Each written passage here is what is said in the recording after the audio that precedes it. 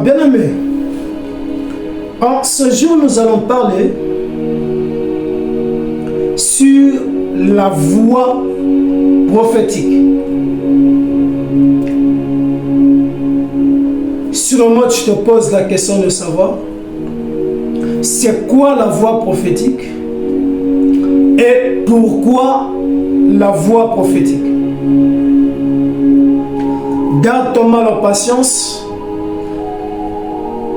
tu comprendras le pourquoi tout à l'heure. Cependant, tu te poses peut-être la question de savoir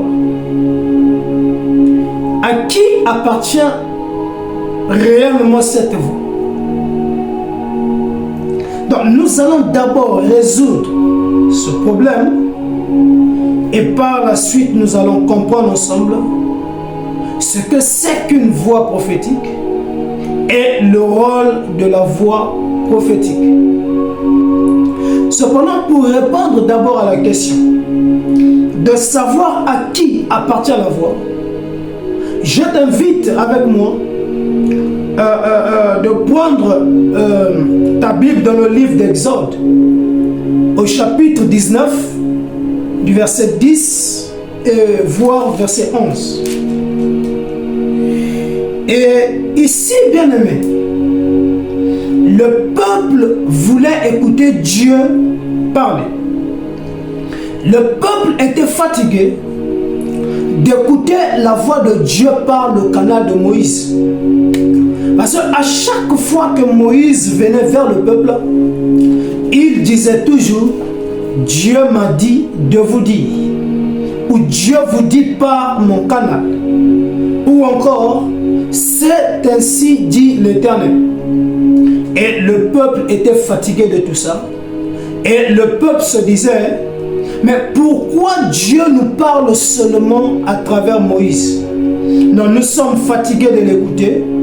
Et cette fois-ci, nous voulons écouter Dieu par nous-mêmes.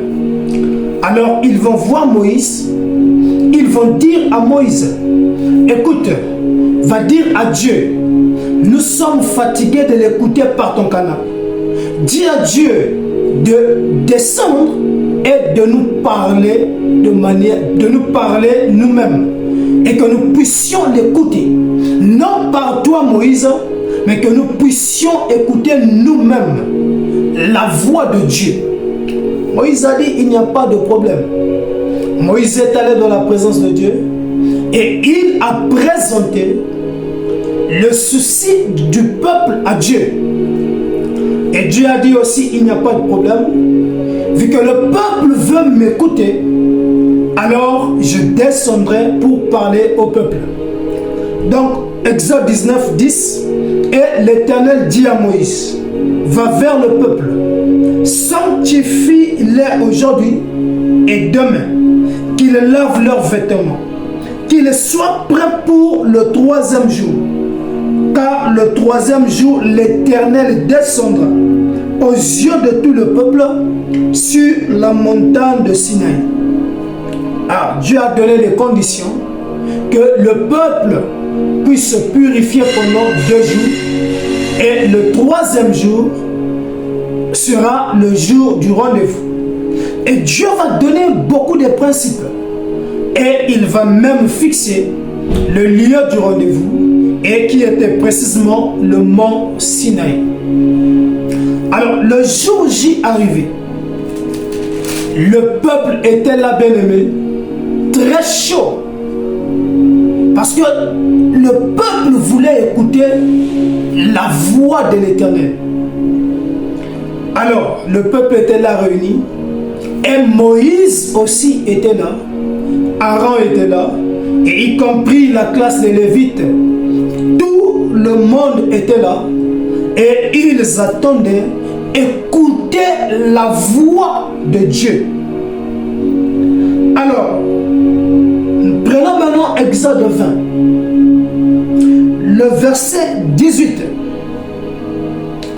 On nous montre déjà dès le premier verset d'Exode que Dieu va descendre. Et par la suite, Dieu va se mettre à parler. Mais seulement au moment que Dieu était en train de parler, il y avait là un phénomène qui se passait au milieu du peuple. Mais qu'est-ce qui se passait au moment que Dieu était en train de parler? Alors, le verset 18 d'Exode 20.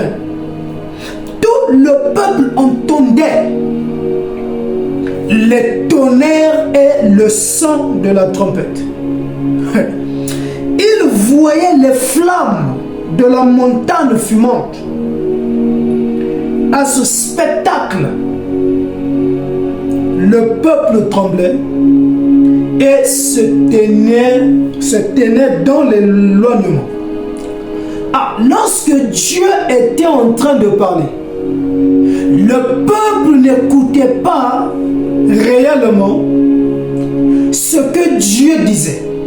En fait, le peuple était dans l'incapacité de discerner les dires ou les paroles de l'Éternel. Donc Dieu pouvait peut-être leur dire bonjour, mais chez eux, ça ne sortait pas bonjour, mais la Bible dit que c'était des tonnerres. Et ils entendaient là des trompettes et des bruits de tonnerre. Et Dieu était en train de leur parler. Dieu était en train de leur transmettre un message. Mais malheureusement, le peuple était limité et ils étaient dans l'incapacité de discerner la voix de Dieu. Et donc la voix de l'Éternel s'entendait chez eux sous forme d'un tonnerre et sous forme de trompette. Et cela surpassait leur entendement. Et la Bible dit même que devant ce spectacle, le peuple tremblait. Parce que la voix de Dieu était tellement forte que le peuple n'arrivait pas à supporter cette voix. Alors le peuple lui-même, qui avait initié le rendez-vous, va repartir vers Moïse. Le verset 19. Et ils vont dire à Moïse, parle-nous toi-même et nous écouterons. Mais que Dieu ne nous parle point. C'est-à-dire que Dieu ne nous parle plus. Voilà. De peur que nous ne mourions. Ah, le peuple dit, c'est vrai qu'on voulait écouter la voix de Dieu. Mais là, on se rend compte que la voix de Dieu, là, c'est une voix terrible.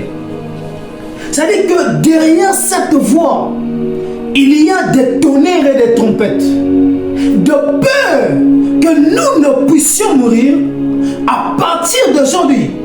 Que Dieu nous parle seulement par ton canal. Et donc le peuple dit à Dieu, nous ne voulons plus écouter ta voix, mais parle-nous seulement à travers Moïse le prophète.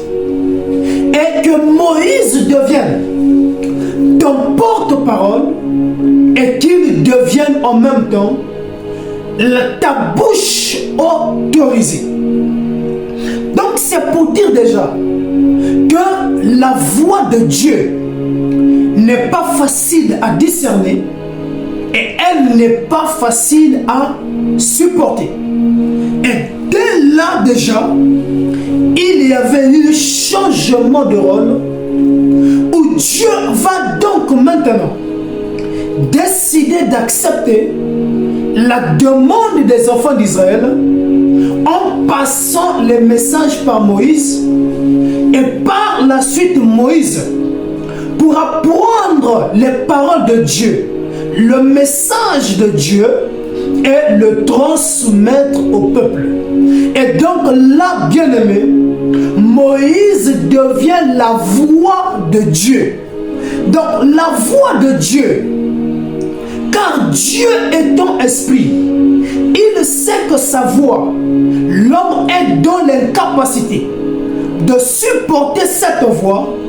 Alors Dieu décide maintenant de s'incarner de Moïse, de prendre possession du corps de Moïse. Parce que dans chaque dispensation, Dieu d'abord, il est esprit, et dans chaque dispensation, il a besoin d'un corps, il a besoin d'un homme qu'il va utiliser comme canal par lequel il va transmettre des messages à son peuple. Alors il voit Moïse, alors Dieu descend dans Moïse sous la forme de l'esprit des prophètes. Il s'incarne en lui et la bouche de Moïse devient la bouche de Dieu. Et les paroles de Dieu deviennent les paroles de Moïse. Et là, bien aimé, s'accomplit une écriture de Ésaïe 45, le verset 15. Car la Bible nous dit, mais tu es un Dieu qui te cache. Mais il y a là une information qui a été cachée par rapport à ce passage biblique. La Bible dit qu'il est Dieu et il se cache. Mais il se cache où? Et en outre, bien qu'il se cache, mais comment il fait pour se révéler?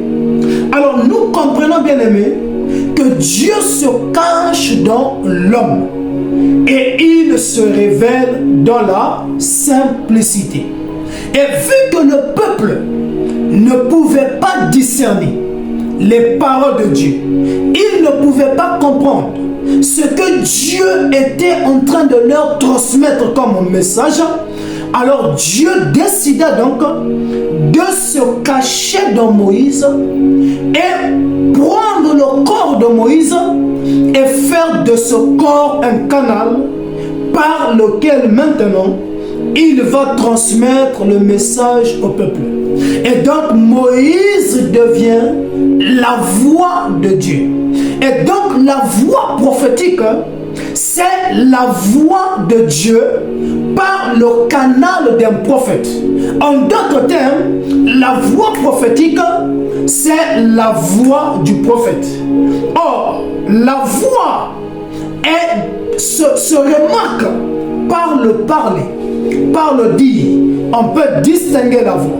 Et si tu me permets, je peux dire aujourd'hui, facilite-moi la tâche, que la voix égale la parole égale le parler. Mais le prophétique est différent de la prophétie. La prophétie, c'est le message, mais le prophétique, c'est le ministère. Et le ministère prophétique est exercé par un prophète. Raison pour laquelle on dira que la voix prophétique, c'est la voix d'un prophète. Raison pour laquelle, bien aimé, Dieu ne pouvait plus continuer à transmettre le message au peuple. Alors Dieu va prendre maintenant tout ce qu'il avait programmé comme message qu'il allait faire passer au peuple. Alors il va descendre ce message-là dans Moïse. Donc Moïse devient le récepteur du message de Dieu. Et par la suite maintenant, il sera maintenant celui-là qui est censé transmettre le message de Dieu au peuple. Et raison pour laquelle maintenant, si vous prenez Exode chapitre 20, le verset 2 jusqu'au verset 3, vous allez écouter ici. Je suis l'Éternel, ton Dieu, qui t'a fait sortir du pays d'Égypte, de la maison de servitude. Tu n'auras pas d'autre Dieu devant ma face. Ah, mais au départ, c'est l'Éternel qui parlait. Mais vu que le peuple ne discernait point la voix de Dieu, alors maintenant, Dieu s'incarne dans Moïse. Et là, Moïse maintenant pouvait se tenir devant le peuple et dire au peuple que vous n'aurez plus un autre Dieu devant ma face. Ah ben mais si tu étais à cette époque, tu allais dire que Moïse c'est un orgueilleux et tu allais aussi dire pourquoi Moïse prend la place de Dieu. Or, ce n'était pas Moïse, s'il faut le dire de manière claire, mais c'était Dieu caché dans Moïse et qui parlait au peuple dans la simplicité. Donc ce n'était pas l'homme Moïse, mais c'est Dieu dans Moïse, Dieu dans l'homme, Dieu dans le prophète, et il transmettait le message. Donc c'est pour dire à quelqu'un, la voix prophétique, c'est la voix de Dieu par le canal d'un prophète. Et la voix prophétique, c'est la voix d'un prophète. Mais est-ce que c'est n'importe quel prophète? Non, bien aimé. Mais il doit être un prophète établi par Dieu lui-même et par la suite reconnu par les hommes ou par tous. Donc ce n'est pas n'importe quel prophète, mais c'est un prophète qui est reconnu, établi et reconnu par Dieu, mais par la suite par les hommes. Et par la suite, vu que c'est Dieu qui a établi ce prophète-là comme étant la voix prophétique, alors Dieu maintenant l'utilise comme porte-parole. Et il met en lui des messages qu'il sera transmettre au peuple. Mais plus loin, Dieu va lui donner également un message à prêcher ou encore un message à enseigner. Et ce qui fait que la voix prophétique devient un prophète messager, c'est-à-dire un prophète ayant un message qu'il est censé transmettre au peuple de Dieu ou un message qu'il est censé transmettre à l'église. Mais c'est quoi le message? Or, le prophète, c'est lui le messager et qui est mandaté par Dieu pour transmettre un message au peuple de Dieu. Et le message maintenant que Dieu donne au prophète, c'est la parole et c'est également l'évangile. Et cet évangile aura donc pour but de ramener le peuple à la véritable adoration, à restituer la divinité de Christ dans l'église. Et ce message également aura pour but de ramener l'église sur les premières œuvres et de dire à l'église de ne pas abandonner le premier amour.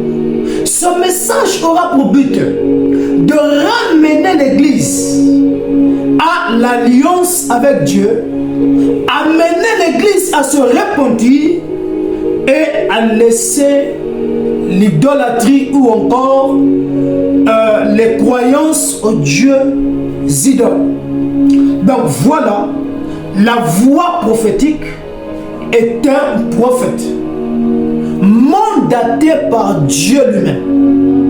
Et ce prophète-là, Dieu lui donne un message qu'il est censé prêcher dans le but de préparer l'église à l'enlèvement et de ramener l'église à la véritable adoration, amener l'église à se détourner de l'apostasie et à se tourner vers la foi parfaite de Dieu, mais également à amener cette église-là à sortir de l'adoration des dieux idoles.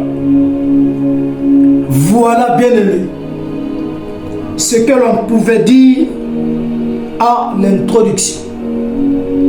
Donc cette voix, c'est la voix d'un prophète. Mais le message qui sort de lui vient de Dieu.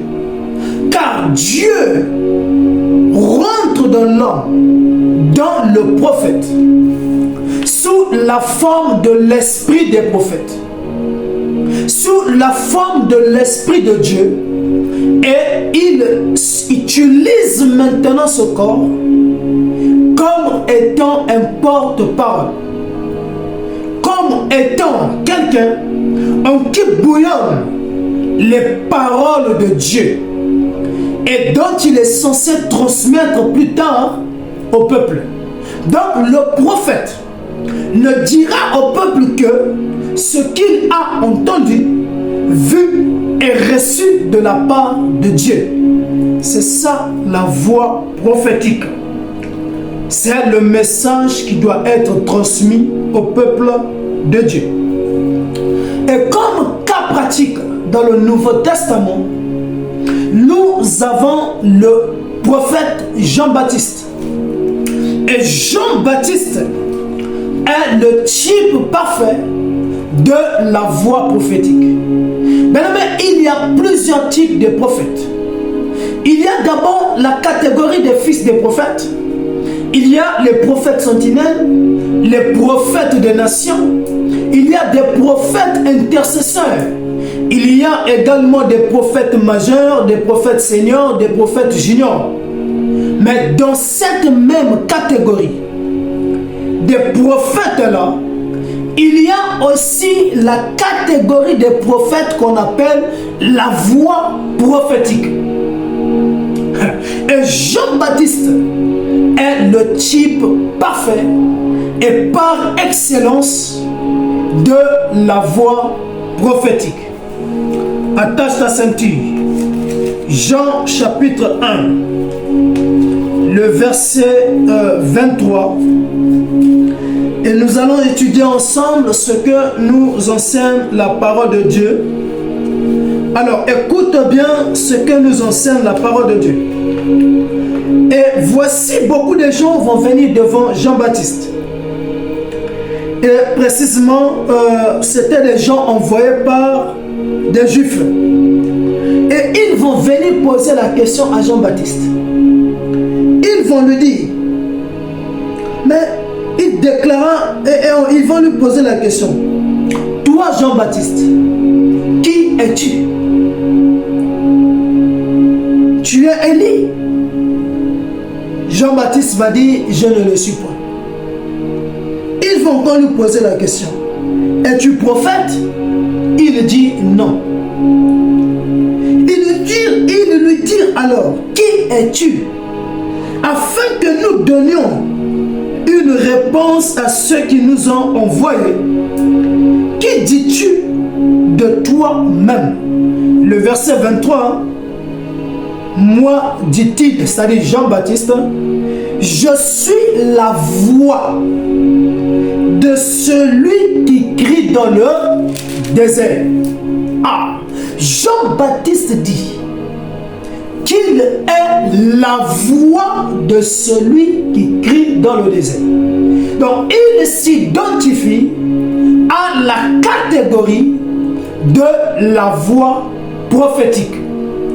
Il est prophète, il est en même temps la voix qui crie dans le désert. Et donc, c'est normal qu'il puisse dire qu'il est la voix prophétique.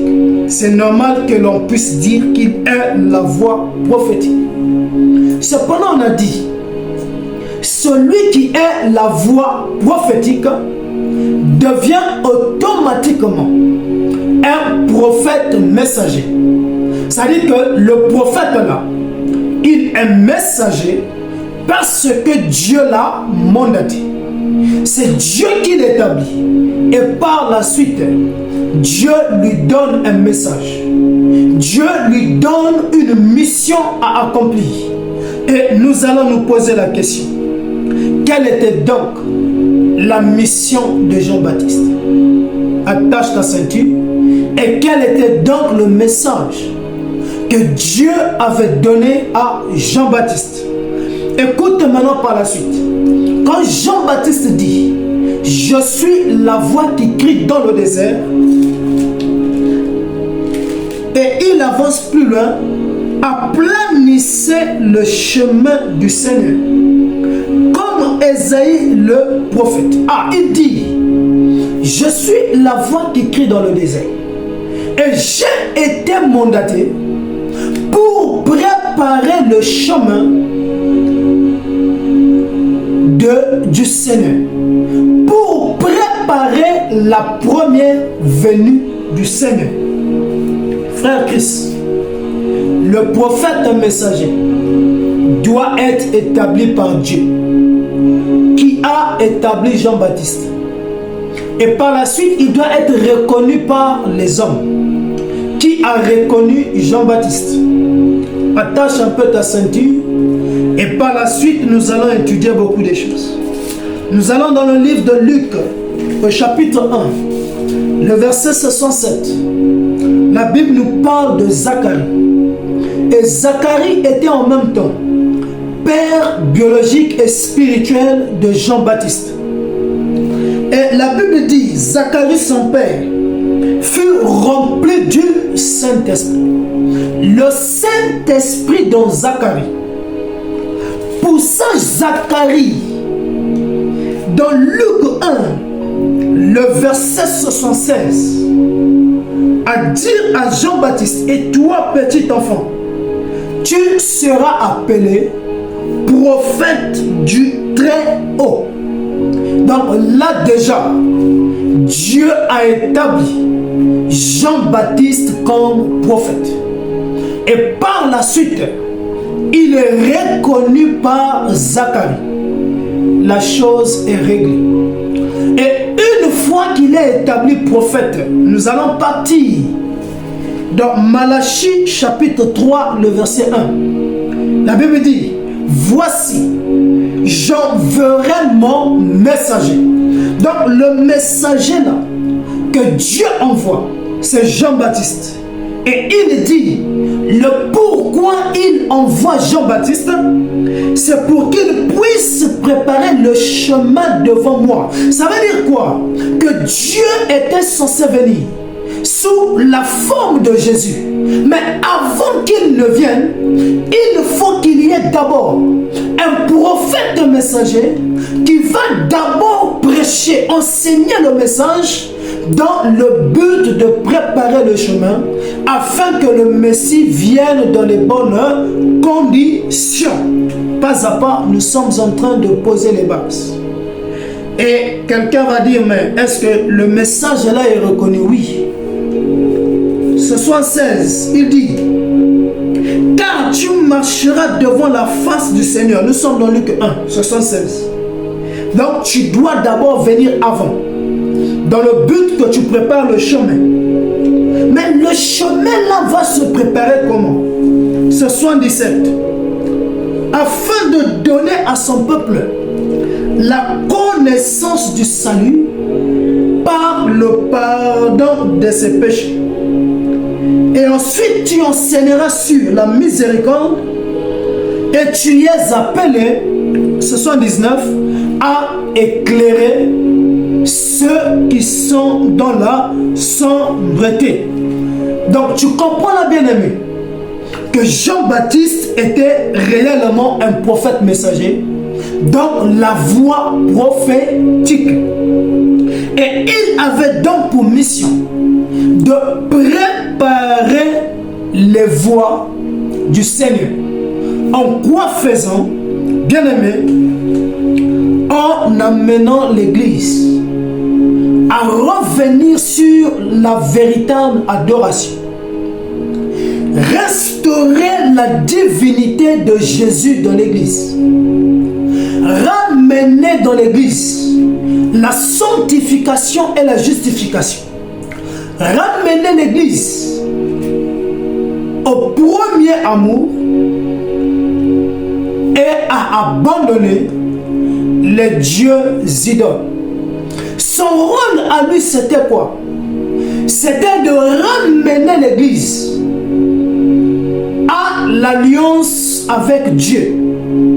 Et son rôle à lui, Jean-Baptiste, était de veiller sur l'alliance entre Dieu et le peuple. S'assurer que le peuple marche dans la droiture et que le peuple marche dans la sanctification et la justification, mais également dans la crainte de Dieu. En outre, il préparait l'Église afin de la présenter à Christ, mais également à restaurer la divinité et à présenter Christ à l'Église. Donc il avait pour rôle de ramener les cœurs des enfants d'Israël vers Dieu par le canal de Jésus. Et il était aussi appelé à enseigner sur voilà comme a mentionné ici, le salut. C'est-à-dire enseigner Jésus et montrer à ce peuple la liberté et la délivrance est possible en un seul nom. C'est le nom de Jésus. Le pardon de vos péchés ne sera possible que au nom de Jésus. Raison pour laquelle, après avoir enseigné, après avoir préparé le chemin, alors Jésus maintenant pouvait venir à la rencontre de Jean-Baptiste. Et raison pour laquelle dans Jean 1, le verset 29, Jean-Baptiste pouvait dire en voyant Jésus, voici l'agneau de Dieu qui ôte le péché du monde. Il présenta Jésus à l'église. C'est exactement cela, le rôle de la voix prophétique. La voix prophétique a la mission de préparer l'église à l'enlèvement. Eliezer était la voix prophétique pour Rebecca. Il avait un message et le message était celui de l'enlèvement. Et donc son rôle à lui, c'était de gagner d'abord Rebecca, préparer Rebecca, ramener Rebecca dans la véritable adoration et dire à Rebecca qu'elle doit abandonner l'adoration des dieux idoles, mais qu'elle doit se tourner vers l'adoration du Dieu véritable, le Seigneur Jésus-Christ. Après avoir préparé son cœur, après avoir ramené son cœur à la véritable adoration, restaurer en elle la notion de la divinité de Christ, c'est alors que le Saint-Esprit était venu sur elle. Pourquoi? Il y a quelqu'un qui va dire, oui, je le dis pourquoi? Parce que je suis en train de le typifier par rapport à l'église que nous sommes. Le même chameau qui était venu avec Eliezer, c'est le même chameau que Rebecca avait donné de l'eau. Et si vous remarquez bien dans l'histoire, c'est le même chameau qui porta Rebecca pour l'amener à la rencontre d'Isaac. Donc c'est pour dire que nous irons pour l'enlèvement seulement lorsque nous aurons le visa pour aller pour l'enlèvement. Et ce visa, c'est le Saint-Esprit. Mais comment il vient en nous? C'est par le canal de la parole. C'est par le canal de l'évangile. Et lorsque tu écoutes l'évangile, tu reçois Jésus-Christ comme ton Seigneur et Sauveur. C'est alors que Christ maintenant rentre en toi. Et lorsqu'il est en toi, cela veut dire que le Saint-Esprit vient également en toi. Et là, il va jouer deux rôles. Premier rôle, il t'introduit dans la nouvelle naissance. Et deuxième rôle, il va t'introduire dans le baptême. Et lorsque tu es dans le baptême, bien-aimé, tu as là ton visa pour aller au ciel. Et donc, Eliezer, par sa voix prophétique, pouvait enseigner un message. Et le message attira Rebecca depuis la maison pour venir au puits. Et par la suite, il prépara Rebecca qui accepta de quitter ses parents, le monde, pour suivre Eliezer, la voix prophétique, mandatée avec un message qui avait pour but de sortir les gens de l'ignorance et des mauvaises doctrines afin de les connecter à Dieu. Et Rebecca se soumet à la parole et elle laisse la voix prophétique devenir son guide. Et raison pour laquelle, lorsqu'elle ira à la rencontre d'Isaac, la Bible dit que Rebecca pouvait voir Isaac de loin et poser la question à Eliezer. Qui est cet homme-là que je suis en train de voir dans les champs? Ça montre que Rebecca n'avait pas la connaissance sur Isaac. Elle ne connaissait pas Isaac parce qu'elle n'avait jamais vu Isaac. Mais Eliezer connaissait Isaac. Et c'est Eliezer qui dira à Rebecca, voilà ton époux. L'homme que tu vois dans les champs, c'est lui le fils de mon Seigneur et c'est lui Isaac, ton époux. Donc c'est à la voix prophétique de te montrer le Messie, de te montrer qui adorer, de te montrer à qui tu dois t'attacher. Et on s'attache à Christ. Donc la voix prophétique vient restaurer les premières œuvres. Il ramène le premier amour dans l'église et il amène l'église à abandonner les mauvaises pratiques et à laisser, bien aimé, tout ce qui n'est point conforme à la volonté du Seigneur. Tout cela étant dit, je pense que là, bien aimé, nous sommes en train de nous comprendre. Donc Jean-Baptiste avait pour mission de préparer l'église. Donc c'est quoi la voix prophétique?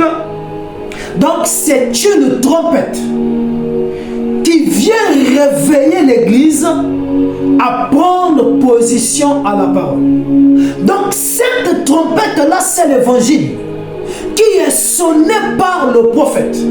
Le prophète, par sa voix, transmet un message, prêche l'évangile dans le but de réveiller l'église qui dort, afin de connecter cette église à Dieu, afin de préparer cette église à mieux recevoir le Messie lorsqu'il viendra. Donc Jean-Baptiste avait pour œuvre de préparer l'église pour la première venue du Seigneur. Et quel est donc le type de la voix prophétique d'aujourd'hui? Bien aimé, c'est le type de Matthieu 25, le verset 6, que nous enseigne la parole de Dieu. Et là, nous allons voir un peu ce que c'est que la voix prophétique d'après Matthieu 25, verset 6. Au milieu de la nuit, on cria. Oh, le cri, c'est la voix. C'est cette voix-là. Et au milieu de la nuit, on cria. Voici l'époux. Allez à sa rencontre.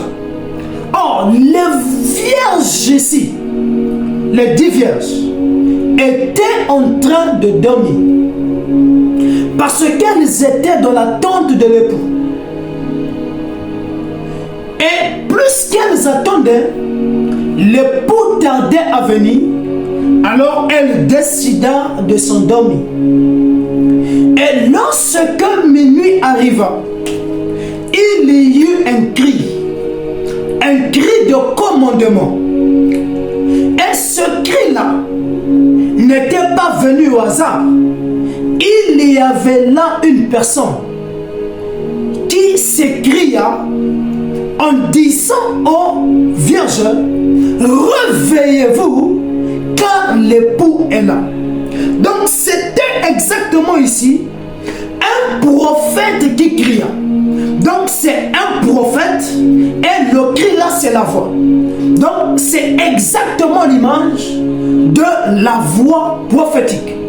Et donc par rapport à Matthieu 25, 6, la voix prophétique est une trompette, c'est-à-dire un signal qui vient réveiller les 10 vierges et par la suite qui amène les 10 vierges à préparer leur lampe. D'abord les sages, et plus tard les folles dans Apocalypse 11, afin qu'elles préparent leur lampe et de mieux recevoir l'époux dans les bonnes conditions. Mais seulement il y a un élément, c'est cette voix qui dit aux vierges, voici l'époux, allez à sa rencontre. Donc ça veut dire, bien aimé, que cette voix-là vient dans le but d'enseigner la parole à l'église, d'enseigner à l'église la foi en l'enseignement qui sera suscité en eux, la foi parfaite de l'enlèvement. Donc on enseigne à ce peuple l'enlèvement et comment se fera l'enlèvement et comment faire pour hériter de l'enlèvement. Il faut avoir le laisser-passer qui vient par le canal du Saint-Esprit. Et quand tu l'as en toi, et c'est alors que tu iras. Et donc ici, il a pour but de préparer d'abord l'épouse et présenter l'épouse à l'époux et l'époux à l'épouse. Voilà, bien aimé, le rôle de la voix prophétique. Et c'est un messager qui vient avec un message pour préparer l'église à l'enlèvement.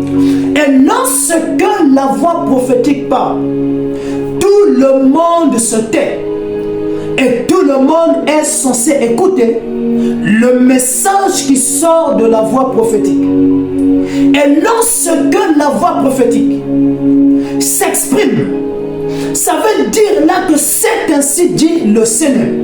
Parce que Jean-Baptiste demeurait dans le désert. Il ne gérait pas les choses qui se passaient dans la ville. De telle sorte que s'il vient avec une prophétie, que les gens ne disent pas qu'il est dans le quartier, il savait déjà ce qui se passait. Non. Dieu avait préféré qu'il soit dans un lieu isolé, éloigné de la ville. De telle sorte que lorsqu'il viendra parler d'une chose qui a eu lieu, qui s'est déroulée dans la ville, que les gens disent déjà oui, lui là, il habite hors de la ville. Il n'y a aucune personne qui ira vers lui pour lui donner l'information si ce n'est pas Dieu. Donc si Jean-Baptiste parle, c'est vrai que c'est Dieu qui parle. Et la voix prophétique est capable, bien aimé, de lire les événements du temps de la fin. Et lorsqu'il voit les événements, les signes qui marquent les derniers temps, alors il prend ces signes. Dieu l'enseigne, il lui donne un message et il vient dire à l'église, il n'y a plus de temps, rachetez le temps, car l'époux est en train de venir prendre son église. Donc la voix prophétique aujourd'hui, c'est ce prophète messager qui a reçu le mandat de préparer l'église de Dieu pour la seconde venue de Christ, mais également pour l'enlèvement.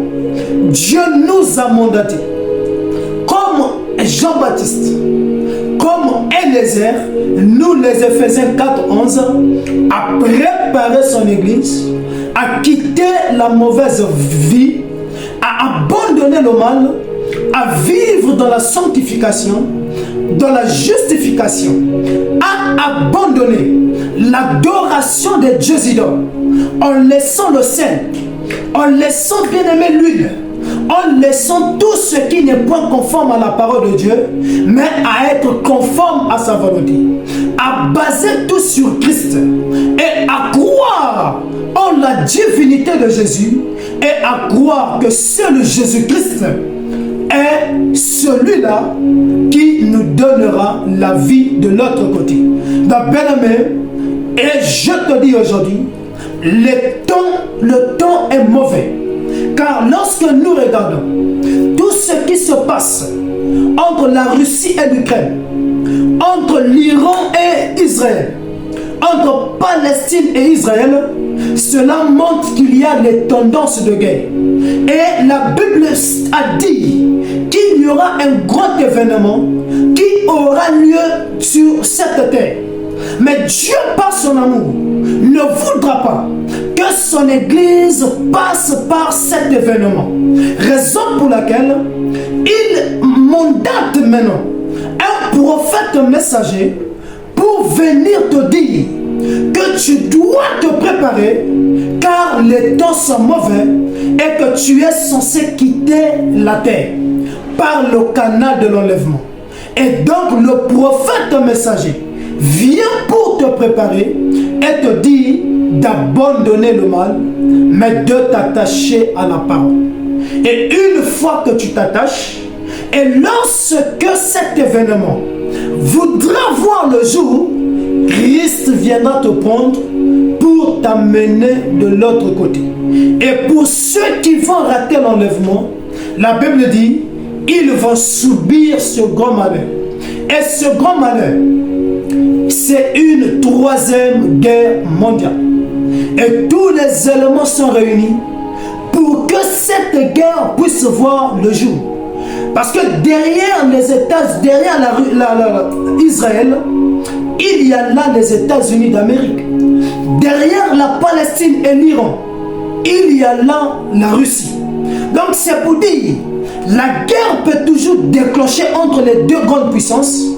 Et cela veut dire que cela marquera la troisième guerre mondiale, mais également, avant cette guerre, il y aura d'abord l'enlèvement.